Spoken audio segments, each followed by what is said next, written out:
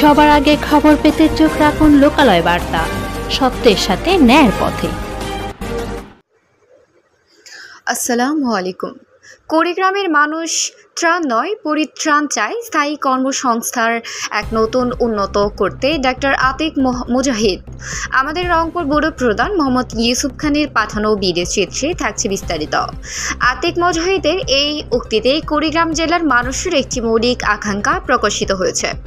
তারা ত্রাণ সামগ্রীর উপর নির্ভরশীল না, স্থায়ী কর্মসংস্থান এবং একটি উন্নত জীবনের প্রত্যাশা করে। এই উক্তিটি কুড়িগ্রামের জনগণের বর্তমান অবস্থা এবং তাদের ভবিষ্যৎ আকাঙ্ক্ষার একটি প্রতিফলন। এই উক্তিটির মাধ্যমে কুড়িগ্রামের মানুষ ত্রাণ নয় পরিত্রাণ চায়, স্থায়ী কর্মসংস্থান আমরা চাই, এক নতুন উন্নত কুড়িগ্রাম। এই কথাটি দ্বারা বোঝা যাচ্ছে যে কুড়িগ্রামের মানুষ এখন আর কেবল ত্রাণ সামগ্রীর উপর নির্ভরশীল থাকতে চায় না।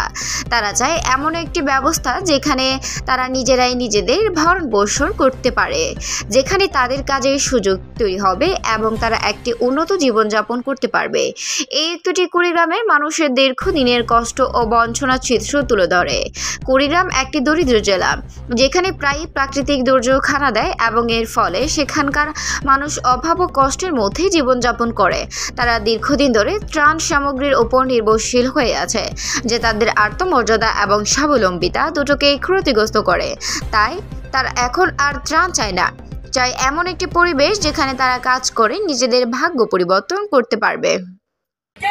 আমাদের তরুণদেরকে ধ্বংস করে ফেলতেছে।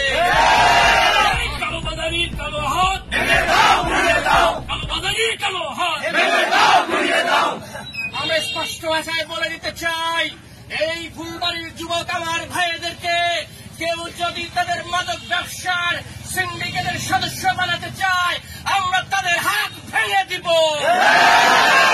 এই নতুন বাংলাদেশ হবে ধর্ম বর্ণ নির্বিশেষে এই আলেম দলিত সবার শ্রেণীর মানুষের অধিকার রক্ষার জন্য নতুন বাংলাদেশ হবে। এই বাংলাদেশে আর সিন্ডিকেটের কোন মাফিয়া শক্তি, কোন পেশি শক্তি, কোন সন্ত্রাসী বাহিনীর দলকে আমরা ক্ষমতায় যেতে দিব না। এই ছাত্র জনতা যেভাবে 5 আগস্টকে দেখিয়েছে যে বাংলাদেশের কোন শক্তি নাই, এই মাফিয়া শক্তিকে যেভাবে পতন ঘটানো হয়েছে, আর কোন শক্তি যদি নিজেকে মাফিয়া দাবি করার চেষ্টা করে আমরা তাদেরকে পতন ঘটিয়ে ছাড়ব। সর্বশেষ কথা, আমাদের এই ফুলবাড়ির উন্নয়ন ঘটাতে হবে, আমাদের নদী ভাঙ্গন রোধ করতে হবে।